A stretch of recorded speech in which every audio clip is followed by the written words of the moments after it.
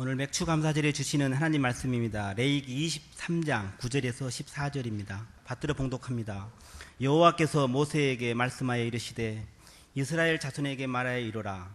너희는 내가 너희에게 주는 땅에 들어가서 너희의 곡물을 거둘 때에 너희의 곡식의 첫 이삭 한 단을 제사장에게로 가져갈 것이요 제사장은 너희를 위하여 그 단을 여호와 앞에 기쁘게 받으심이 되도록 흔들되 안식일 이튿날에 흔들 것이며 너희가 그 단을 흔드는 날에 1년 되고 흠없는 숫양을 여호와께 번제로 드리고 그 소제로는 기름 섞은 고운 가루 10분의 2 에바를 여호와께 드려 화제로 삼아 향기로 냄새가 되게 하고 전제로는 포도주 4분의 1 흰을 뜰 것이며 너희는 너희 하나님께 예물을 가져오는 그날까지 떡이든지 볶은 곡식이든지 생이삭이든지 먹지 말지니 이는 너희가 거주하는 각처에서 대대로 지킬 영원한 규례니라. 아멘.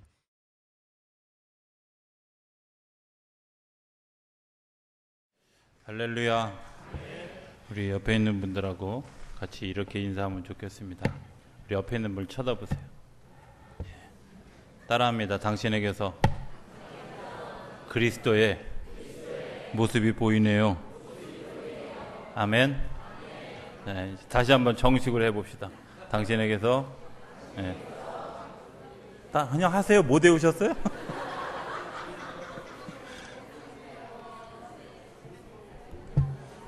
또 얼버무리는 거.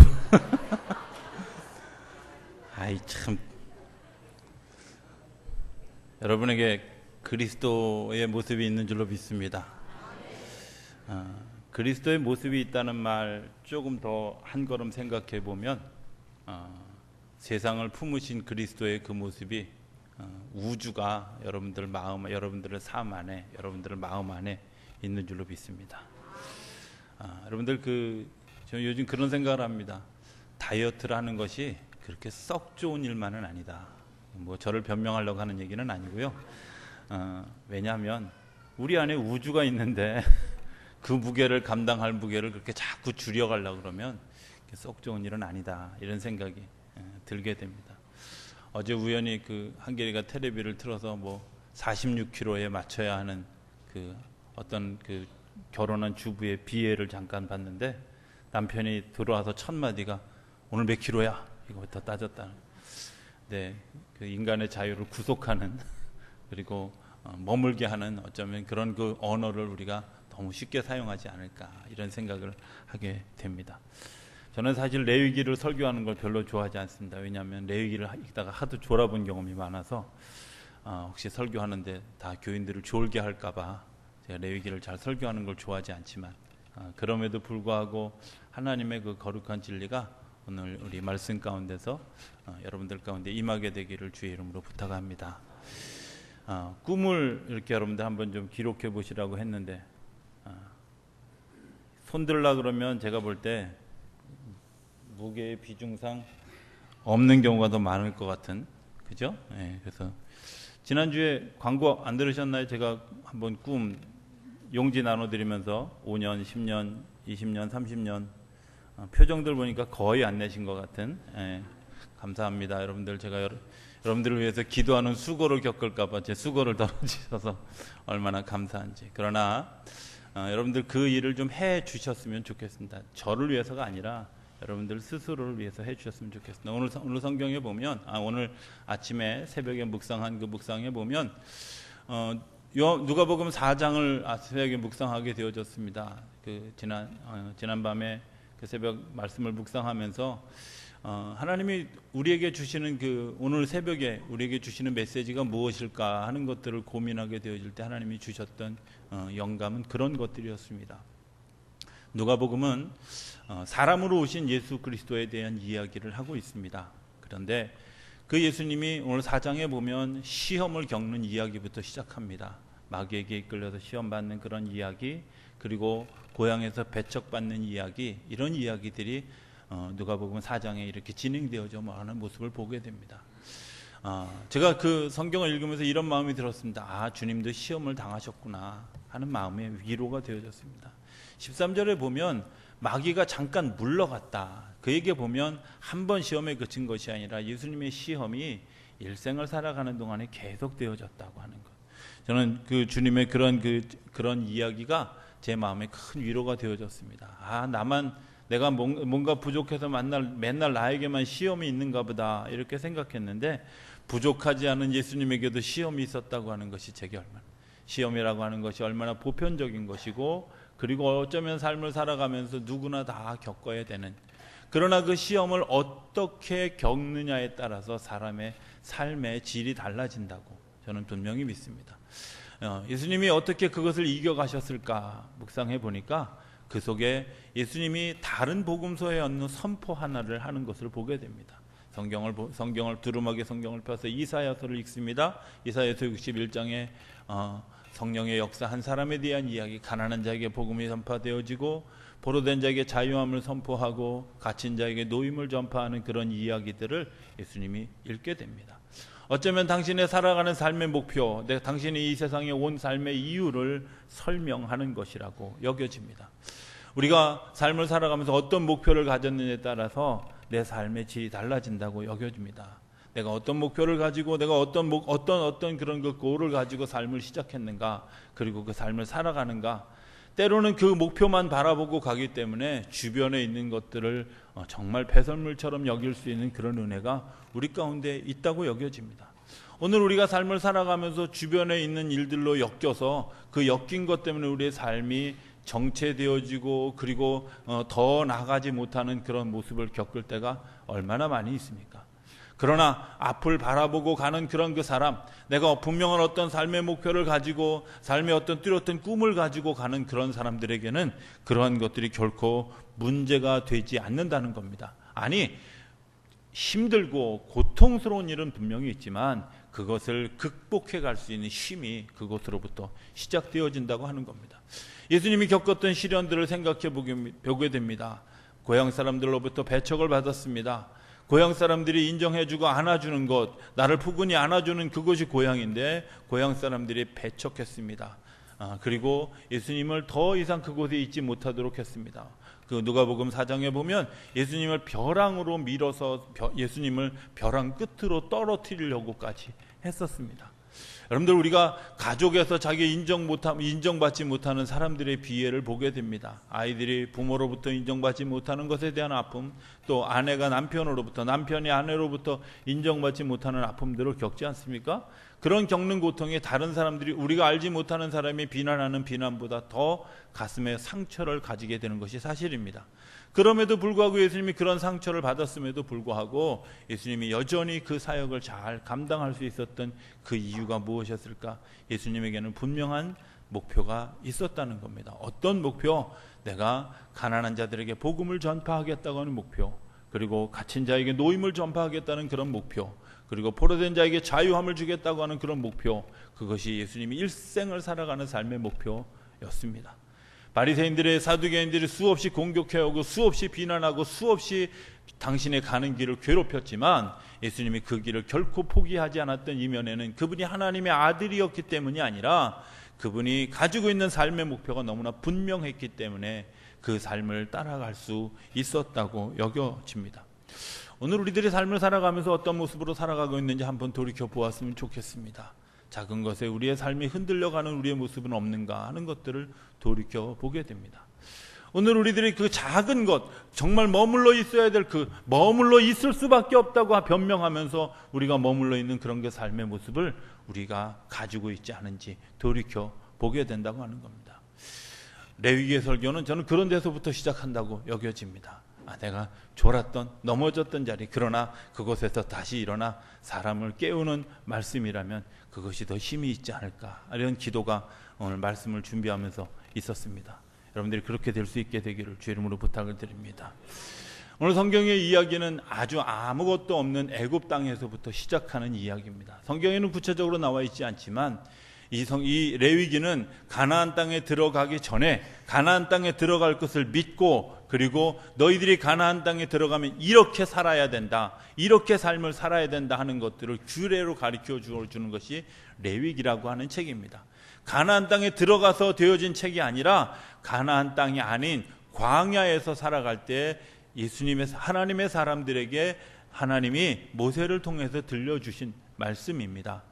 우리가 가나안 땅에 들어가서 되어진 말씀을 얘기하는 것이 아닙니다. 가나안 땅에 들어가지 않았지만 가나안 땅에 들어가서 하실 하나님의 일, 들어가서 역사하실 하나님의 역사, 그 역사를 바라보고 우리가 어떻게 그 일들에 대해서 수용하고 감사해야 하는가 하는 것들에 대한 이야기를 합니다. 어쩌면 맥주 감사주의를 준비하면서 이런 마음이 있는 분들이 있을지 모릅니다. 아유, 나는 감사할 일이 없어. 여러분들, 감사할 일이 없는 것, 그것 때문에 감사하게 하실 하나님을 찬양하며 할 수 있는 것, 그게 우리가 또 다른 감사의 덕목이라고 하는 사실입니다. 이렇게 생각해 봅니다. 애굽 땅에서 살아갑니다. 애굽 땅에서 살아갔던 사람들, 어두움의 시간이었고 그리고 열매 맺음에 대한 기대를 만들기 어려웠던 시간들입니다. 왜? 남의 일을 하고 있었기 때문에 그렇습니다. 내가 해도 그 일이 아무런 나에게 아무런 기쁨을 주는 일들이 아니었습니다. 내가 아무리 수고하고 애써도 그것 때문에 내가 만족을 느낄 수 있는 일들이 아니었습니다. 노예라고 하는 것이 그래서 힘듭니다. 억지로 일을 해야 됩니다. 수동적인 삶을 살아야 됩니다. 그리고 아무런 것도 내 삶에 만족을 느낄 수가 없습니다. 건물이 지어져 가지만, 그리고 굉장히 그 높은 성이 지어져 가지만 저 성을 내가 지었어 하는 그런 그 자부심이 아니라 저 성을 짓기 위해 내가 죽도록 고생했어 라는 그런 마음들이 있는 곳, 그것이 뭐냐? 노예의 자리고 아픔의 자리고 그리고 종 노릇하는 자리입니다. 종 노릇하는 자리에 아무런 희망이 없으니까 하루하루를 그냥 살아갑니다. 하루하루를 살아가면서 어쩌면 밤에 잘 때 이런 마음을 가졌을지도 모릅니다. 차라리 내일 아침에 안 일어났으면 좋겠다. 차라리 내일 아침에 내가 병이 들어서 그 노역의 현장에 나가지 않게 되었으면 좋겠다 하는 그런 마음이 어쩌면 그 삶을 더 지배하고 있었을지도 모릅니다.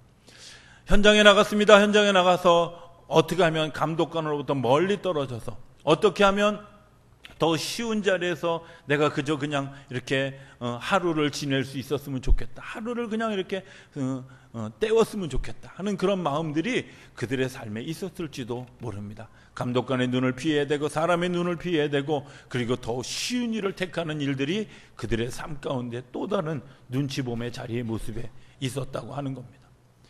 여러분들, 노예 삶을 살아가고 있지 않습니까? 저는 종종 그런 생각을 해봅니다. 이스라엘 백성들이 그 애굽에서 살았던 삶의 자리를 생각하면서 혹시나도 아침에 밤에 자면서 내일 아침 차라리 안 일어났으면 좋겠다, 병들었으면 좋겠다, 이런 마음을 가지고 있지 않을까. 사람들의 눈을 피해서, 사람들의 어떤 감시를 피해서 그저 그냥 내가 편한 자리에, 그냥 내가 쉬운 자리에, 내가 그저 그냥 안주할 수 있는 자리에 서 있기를 원하는 내 마음은 아닐까 하는 것들을 종종 돌이켜보게 됩니다. 어떤 일들을 이루었는데 그 어떤 일들을 이루었을 때 내겐 전혀 기쁨이 없습니다. 왜? 내가 주도적으로 한 일이 아니었기 때문에 그렇습니다. 내가 적극적으로 한 일이 아니었기 때문에 그렇습니다. 내가 정말 그 일에 내 마음을 다 쏟지 않았기 때문에 그것이 열매 거두어졌어도 내게 그렇게 기쁨이 없는 겁니다. 애굽의 삶을 살아가는 우리들의 모습에 주님께서 하나님의 거룩한 역사로 인해서 그 애굽을 탈출하는 은혜를 베풀어 주었습니다. 그런데 그게 더 문제입니다. 애굽을 탈출하는 거 굉장한 기대를 가지고 나왔습니다. 그러나 그 굉장한 기대 뒤에 커다란 실망이 있었습니다. 광야였기 때문에 그렇습니다. 우리가 광야를 오해합니다. 광야는 아무것도 없는 자리인 것만은 분명하지만 하나님이 함께 하시면 아무것도 없는 자리가 풍성해지는 자리가 광야입니다. 그런데도 불구하고 우리가 그 광야에서 꿈을 꿀 줄을 모릅니다. 그 광야에서 불평할 줄은 알지만, 그 광야에서 우리의 삶을 비탄하고 자기 비하를 하고 자기 만족한 것들에 대한 어떤 불평은 할 줄 알지만 그곳 속에서 역사하실 하나님에 대한 기대를 기대하지 않는다고 하는 겁니다. 하나님의 값없이 넉넉하게 삶을 허락해 주셨습니다. 홍해를 건너게 해주셨습니다. 물이 솟게 했습니다. 그리고 이스라엘 백성들이 때때로 요청할 때 하나님이 그 요청들을 다 들어주셨습니다. 만당과 메추라기를 값없이 주었습니다. 40년 동안 먹여주고 재워주고 다 했습니다. 그리고 안전하게 보호해 줬습니다. 요즘에 에어컨만큼은 되지 않지만 낮에 더울까 봐 구름 기둥으로 잘 덮어줬고요.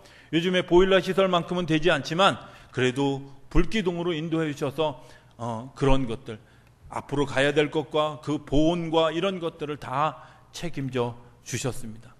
돈 받은 적 있나요? 돈 받은 적 없습니다. 하나님이 이스라엘 백성들을 광야로 이끌고 가면서 한 푼의 돈도 요구하지 않으셨습니다. 그리고 그 이스라엘 백성들을 그렇게 이끌고 간 다음에 이야기하십니다. 너희들이 가나안 땅에 들어가게 되어질 것이다. 가나안 땅에 들어가서도 농사를 짓는다. 그 농사가 잘 될지 모를지 안 될지 그거 예측할 수 없다. 그러나 너희들이 분명히 알아야 될 것이 있는데 그 농사를 지은 첫 열매를 내게 가져와라. 이게 오늘 본문의 이야기입니다. 내게 가져와라.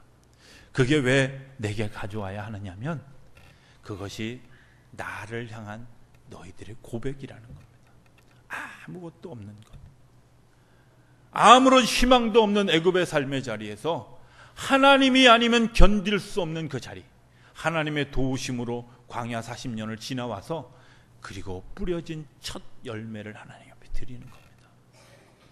저는 우리나라의 절기와도 굉장히 비슷한 그런 의미가 있다고 생각이 되어집니다. 보리는 제가 아는 바로는 가을에 심게 됩니다. 그리고 겨울에 땅속에서 자라고요. 그리고 봄에 이제 싹을 띄어서 보리를 베는 시기가 바로 요 시기입니다. 그죠? 음력 4월에서 5월에 해당하는, 그리고 6월 말에 해당하는 그런 절기에 그 보리 추수를 합니다. 저는 이렇게 생각합니다. 정말 세상에 미련한 사람들이 무엇일까? 이제 곧 겨울이 다가오는데, 곧 모든 것이 다 오는데 그 속에 무엇을 심는다고 하는 도전, 정말 어리석은 일 아닐까 하는 생각을 하게 됩니다. 사람도 얼을까봐 두려워서 떠는데, 사람도 얼을까봐 겨울을 준비하는 그때에 정말 맨바닥에다가 무언가를 뿌려서 다음의 열매를 기대한다고 하는 것처럼 어리석은 일이 어디 있을까? 그런데 신기한 것은 그 어리석은 얼들을 작년에도 했고 올해도 했고 내년에도 했고 또 후년에도 하게 될 거라는 겁니다. 그렇지 않습니까? 여러분들이 보장된 일들이 어디 있었습니까? 아무것도 보장된 일이 없었습니다.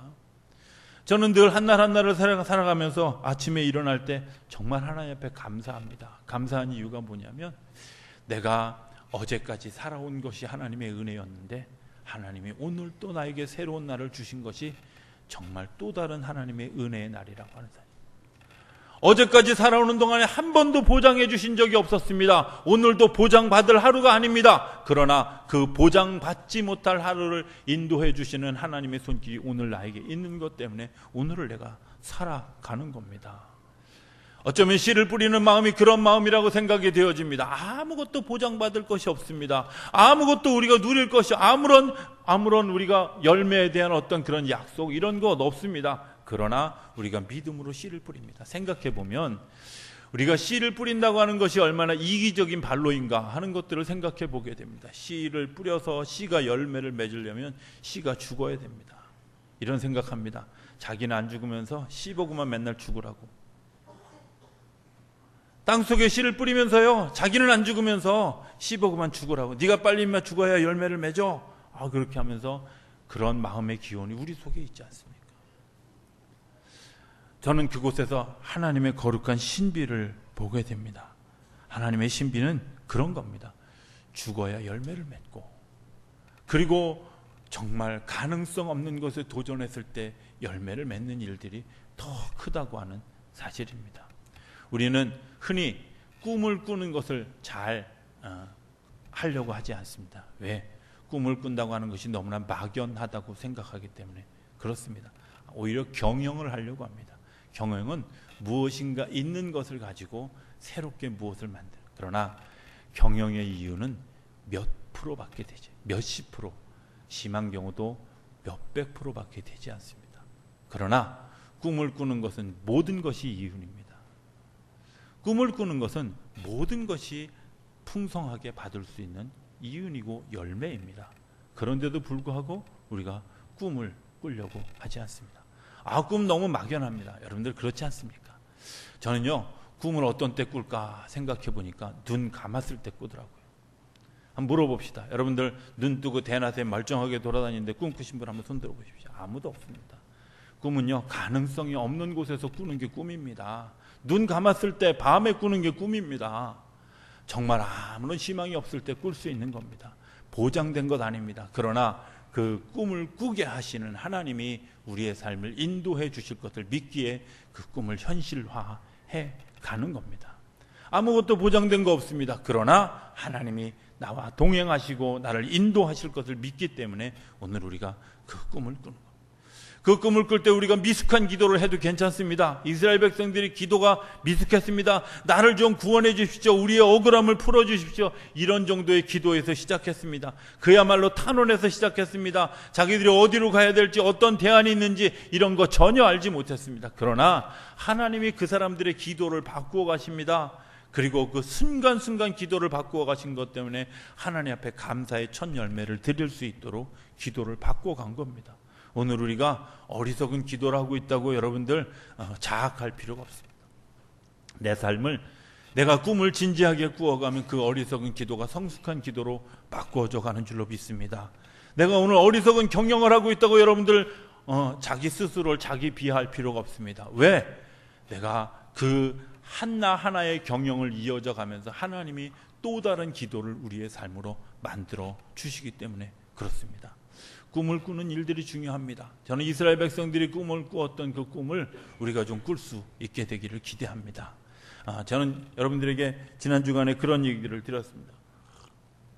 좀 꿈을 꾸시길 바랍니다. 그리고 그 꿈이 우리 안에 어떻게 이루어지는지 우리 한번 헌신해 봅시다.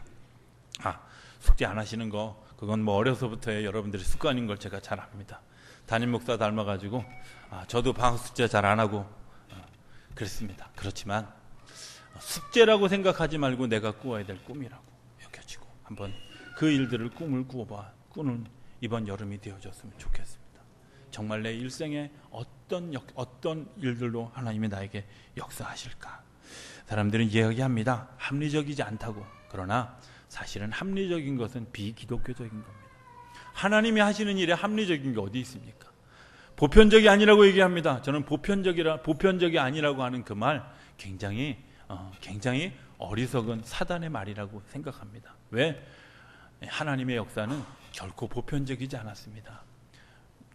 날 때부터 소경된 사람이 눈에 뜨는 건 보편적이지 않습니다. 지금도 현대의학에서도 날 때부터 소경되고, 소경은 둘째치고 언청이 되어진 것조차도 봉합하는데 실패 확률이 여전히 반반입니다. 그렇지 않습니까? 날 때부터 되어진 것, 선천적으로 되어진 건 치료할 수 없는 일입니다. 그런데 예수님은 눈을 뜨게 했고 말하게 했고 그가 일어서게 했고, 여러분들 이게 보편적입니까? 보편적이지 않은 초월적인 일들이 교회 안에서, 예수 그리스도 안에서, 예수 안에서 일어나는 겁니다. 합리적인 꿈 생각하려고 하지 마십시오. 허황된 꿈이라 여러분들 꾸시기 바랍니다. 그리고 그 꿈을 가지고 하나님과 직면하는 자리에서 하나님이 우리의 삶을 만들어 가게 되어질 것이라고 믿습니다. 저는 우리 한국에 왔던 선교사들의 모습을 생각해 보게 됩니다. 1784년에 우리나라에 처음 천주교 선교사가 들어왔고, 개신교 선교사가 1884년에 처음 한국에 들어왔습니다. 여러분들 그들의 발자취 처음 내밀었을 때 어떤 일들이 일어났을까? 마포 이 한강 나루 근처로 수많은 그런 그 순교지들이 있습니다. 저는 그 어려서 자라는 때가 새남도 순교성지라고 하는 조그마한 그런 그 성당 옆에서 자랐습니다. 순교성지가 제 놀이터였습니다. 그때는 그 순교성지가 그렇게 거룩한 것인지 몰랐습니다. 그저 미끄럼틀이 고장났는데 고장난 것 때문에 막 그 수위 아저씨한테 항의하는 일들만 했지 그곳에서 어떤 일들이 일어나는지 몰랐습니다. 그런데 제가 다시 한번 그 묵상하고 다시 한번 그 순교성지를 찾았을 때 저에게 주었던 굉장히 커다란 감동이 있었습니다. 그곳에서 죽어졌던 그 수많은 사람들의 그 꿈이 그곳에서 죽어졌지만 그 꿈이 현실을 이루어서 천주교, 개신교 포함해서 2200만 명의 사람, 우리 한국 인구가 5천만 명이라고 그러는데 그 5천만 명 중에 반 가까운 사람이 예수를 알고 있다는 겁니다. 여러분들 예수를 알고 있는 것이 중요한 정도가 끝나는 것이 아니라 기독교인들이 세운 그런 그 병원 때문에 이제 병원의 문화가 한국에 전파되어졌습니다. 기독교인들이 세운 학교 그 문화 때문에 학교가 보편화되어졌습니다. 지금 학교가 문제가 된다고 생각하는 사람 아무도 없습니다. 그러나 그 당시에 병원이 들어오는 것 때문에 얼마나 많은 사람들이 데모를 했는지, 그 당시에 학교가 들어오는 것 때문에 얼마나 많은 그 컴플레인이 있었던지 우리가 잘 알지 못하지만 당연히 있었을 것 아니겠습니까? 그때 그것들에 대해서 학교 다니는 사람들, 교복을 입고 다니는 사람들에 대해서 비하하는 이야기들이, 공격하는 이야기들이 얼마든지 있었을 것입니다. 그러나 그때 그 꿈을 꾸었던 그 사람들이 어떤 핍박과 어떠한 박해와 어떤 고난에도 불구하고, 심지어 자기가 죽어짐에도 불구하고 그 일들을, 그 꿈을 향해서 달려갔던 그들이 마치 실패한 것처럼 여겨졌지만, 그들이 시간이 지나고 난 다음에 지금 와서 보니까 너무나 놀랍게, 너무나 크고 아름답게 그런 열매들을 맺고 우리가 그 열매 속에 살아가고 있지 않습니까? 실패하는 것 아닙니다. 하나님이 그 일들을 이루어 가시는 것입니다. 죽은 영들이 우리를 이끌고 가는 것에는 실패하고 좌절하고 넘어졌습니다. 역사가 다 죽어졌습니다. 불가능에는 없다고 이야기했던 나폴레옹은 죽었고, 나폴레옹의 문화는 이 땅에서 사라져 갔습니다. 그러나 여전히 같이 죽었지만 주님의 영이 함께 하셨던 예수의 문화는 지금도 살아서 전 세계 곳곳에 하나님의 거룩한 역사를 만들어 가고 있다고 하는 겁니다. 저는 여러분들이 그 주님과 함께 꿈을 꿀 수 있게 되기를 기대합니다. 맥주감사절은 하나님이 하나님 되심을 고백하는 시간입니다. 하나님이 우리를 애굽 땅에서 광야까지 이끌어 갔고, 그 이끌어 오신 것 때문에 우리가 하나님 앞에 감사할 수밖에 없는 감사의 절기, 그리고 하나님이 하신 일들을 고백하는 시간입니다. 나의 시간들, 지나온 시간들을 돌이켜보면서 하나님이 하셨습니다. 하나님이 나의 삶을 인도하셨습니다. 고백하는 시간. 또 하나 우리가 잊어버리지 말아야 될 것이 있습니다. 그것은 하나님이 하실 일을 고백하며 기다리는 시간입니다. 하나님이 앞으로 우리에게 하실 귀한 일들, 우리에게 정말 베푸실 그 귀한 일들, 그것을 기대하고 고백하고 꿈을 꾸고, 그 꿈을 꾼 것 때문에 이루어 가실 하나님의 그 놀라운 역사를 우리 가슴 속에 받아들이는 그 시간, 그것이 우리가 감사하는 시간이고, 맥주 감사의 예물을 드리는 시간이기도 하고, 우리가 그 감사의 예배를 드리는 시간이기도 합니다. 저는 이런 생각을 합니다. 늘 하나님 앞에 어떤 기대를 가집니다. 그것이 꿈이라면 그 꿈을 가지고 기도하는 일, 그리고 기다리는 일, 그 속에 하나님의 거룩한 역사가 나타나는 줄로 믿습니다. 마지막 이야기 하나만 하고 설교를 마치기 원합니다. 이번 그 주간의 5데이 세미나에 가서 요나서를 묵상하는 시간들이 되어졌습니다. 요나서를 묵상하면서 사실은 제가 요나서 강해를 얼마나 많이 했습니까? 또 요나에 대해서 굉장한 자신감을 가지고, 또 제가 몸으로 겪었던 그런 그 아픔들이 있었기 때문에 제가 요나서를 좀 사실은 내가 좀 알아, 이런 마음이 있었습니다. 의외의 곳에서 하나님이 주시는 또 다른 은혜 하나를 발견하게 됩니다. 요나서 2장에 보면 우리가 잘 아는 것처럼 요나가 고래 뱃속에 들어갔습니다. 그 고래 뱃속에 들어가서 막 그 속에서 절규하지요. 하나님 감사합니다. 나를 구원해 주셨으니 감사하고, 나를 이끌어 주셨으니 감사합니다. 그리고 그 고난의 시간들을 지냅니다. 이런 이야기가 있지요. 어떤 이야기? 처음에 그 고래를, 이 요나를 삼켰던 고래가 순놈이래요. 그런데 순놈이 들어갔는데, 그 속에 들어갔는데 요나가 아무런 고통을 느끼지 않는 거예요. 왜? 거기에 뭐가 없어서, 자궁이 없고 생명에 잉태되는 것들이 없어가지고, 그래가지고 하나님이 암놈 고래를 준비했다는 거예요. 그냥 가설이에요. 성경에 나와 심각하게. 그런데 암놈 고래 뱃속에 들어가니까 뭐가? 36만 개의 알이, 생명력이 그 속에 있는데, 그 생명력 때문에 자기의 숨이 막히고 고통스럽고 질식할 것 같은 그런 그 아픔이 요나에게 있었다고. 그래서 막 기도하게 되어졌고, 정말 그 고통을, 처절한 고통을 겪으면서 하나님, 하나님, 나를 구원해 주십시오. 쫓아도 못하는 그런 그 아픔 가운데 있을 때 하나님이 하신 일이 있었습니다. 그게 뭐냐면 고래가 토해내는, 오바이트 하게 하는 일입니다. 그런데 성경을 잘 보니까 뭐만? 하나님이 고래를 토하게 하셨다고. 요나가 주인공인데 요나는 없고요. 하나님이 고래와 둘이서 협상해서 토하게 하셨다고. 그런데 요나가 자유함을 얻었습니다. 저는 꿈을 그렇다고 생각합니다. 꿈은 내가 꾸고, 그리고 그 꿈을 향해 다 달려가는 거 내가 하는 것 같지만, 사실은 하나님이 어떤 매개체를 통해서 우리에게 꿈꾸게 하셨던 일을 이룰 때는 하나님만 보이고, 그리고 나는 없는, 내가 꾸었던 그 꿈을 이루어갈 때 하나님이 직접 일하시는 경험들을 우리가 보게 될 것이라고 하는 사실입니다. 저는 오늘 이 시간에 여러분들과 같이 그런 꿈을 나누기를 기대합니다. 그리고 기도할 수 있게 되길 바랍니다. 기다리십시오. 주님께서 여러분들에게 행하신 일, 그때에 정말 아주 새벽이 급작스럽게 오는 것처럼, 정말 그 광명한 세상이 급작스럽게 오는 것처럼 우리에게 열려질 그날의 하나님의 역사, 하나님의 존재에 대한 찬양, 그것들로 우리의 삶을 채워갈 그날을 우리에게 허락해 주실 줄로 믿습니다. 그날을 감사하는 첫 열매가 오늘 이 시간부터 시작되어지고, 그리고 앞으로도 내년에도 후년에도 이런 감사가 더 아름답게 펼쳐질 그런 역사가 우리들의 삶 가운데 일어나게 되기를 주의 이름으로 축원합니다. 기도하겠습니다. 저희들을 사랑하시는 아버지 하나님, 하나님의 은혜와 하나님의 귀한 사랑을 감사합니다. 아무것도 없는 그 황무한 땅에서 꿈을 꾸게 하셨던 하나님, 그리고 그 삶을 인도해 오셨던 하나님, 그리고 아직 그 땅에 이르지 못했지만 너희가 열매 맺게 되어질 것이다. 그것을 가지고 첫 열매를 하나님 앞에 드리며 감사하며 예배하라고 하는 주님의 명령을 오늘 저희들이 말씀을 통해서 듣습니다.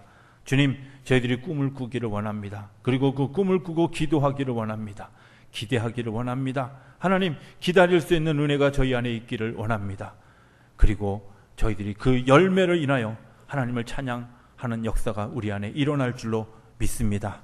하나님, 첫 열매를 주님 앞에 드리며 우리가 하나님 앞에 감사합니다. 아직 이루어지지 못했어도, 또 이루실 것에 대한 기대가 여전히 있어도, 아니 그리고 그러한 것들이 보이지 않아도 저희들이 첫 열매를 주님 앞에 올려드리는 것은 주님이 그 일들을 이루실 주인이라고 하는 사실이기 때문에 그렇습니다. 주님, 저희들의 앞으로의 삶을 인도하여 주시옵시고, 그 삶 안에서 날마다 첫 열매를 드릴 수 있는 은혜가 저희 안에 넉넉히 넘쳐나도록 주님 역사하여 주시옵소서. 그래서 그 일로 인하여 기뻐하고, 그 일로 인하여 감격하고, 그 일로 인하여 하나님께 영광을 돌려드릴 수밖에 없는 우리 모두가 되어줄 수 있도록 주장하여 주옵소서. 감사하며 예수님의 이름으로 기도드립니다.